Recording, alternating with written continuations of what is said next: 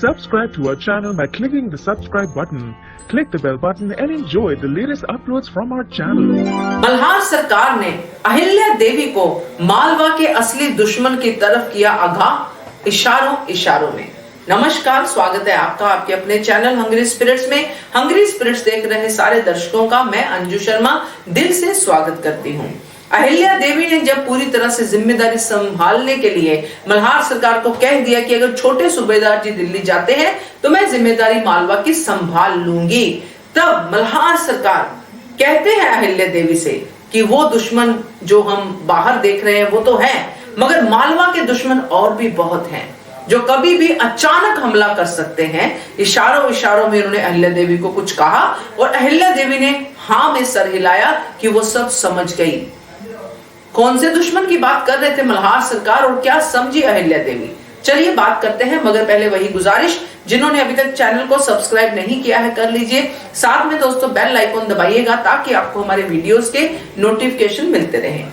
तो दोस्तों, खंडेराव जिस तरह अब दरबार संभाल रहे हैं, तो खंडेराव दरबार में अकेले ही दिखते हैं। वहां पे ना तो गंगू बात आते हैं, ना तुक्कू जी हैं, ना ही मल्हार सरकार है और ना ही अहिल्या देवी है। यानी कि जो मेन टीम है वो दरबार में नहीं है। और जो खंडेराव जिसकी बात मानते हैं गुन्नू जी, वो दरबार में रहते ही रहते हैं। अब यहाँ पे बात हो रही थी, जो मेन मीटिंग चल रही थी बचाने के लिए मालवा को, और दिल्ली की बात हो रही थी, सब बातें हो रही थी। वहां पे जब मल्हार सरकार अहिल्या देवी के सामने पूरा विवरण रखते हैं और फिर उनको कहते हैं कि कहीं से भी हमला हो सकता है।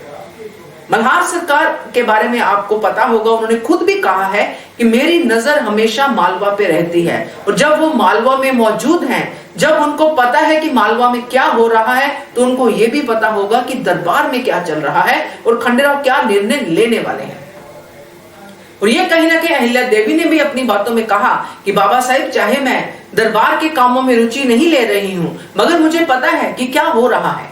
मतलब अपडेट सारी हैं उनके पास। इसीलिए मल्हार सरकार ने आगाह किया अहिल्या देवी को उस दुश्मन के बारे में जो हमेशा खंडेराव के इर्द गिर्द मंडराता रहता है, जो है गुन्नू जी।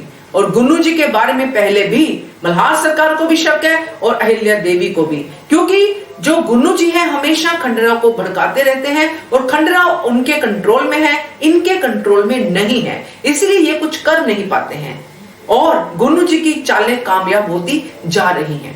अब जब ये वाला जल बंधक वाला प्रस्ताव उधर पास हुआ है और इधर मल्हार सरकार ने अहिल्या देवी को बता दिया है कि दुश्मन कभी भी हमला कर सकता है, कहीं से भी अचानक, तो ये सीधा सीधा इशारा है उसी प्रस्ताव की तरफ जो पास हुआ है दरबार में, जिसको रिप्रेजेंट कर रहे थे खंडेराव। क्या कहना है आपका इसके बारे में, कमेंट कीजिए। देखते रहिए channel hungry spirits. Thank you so much.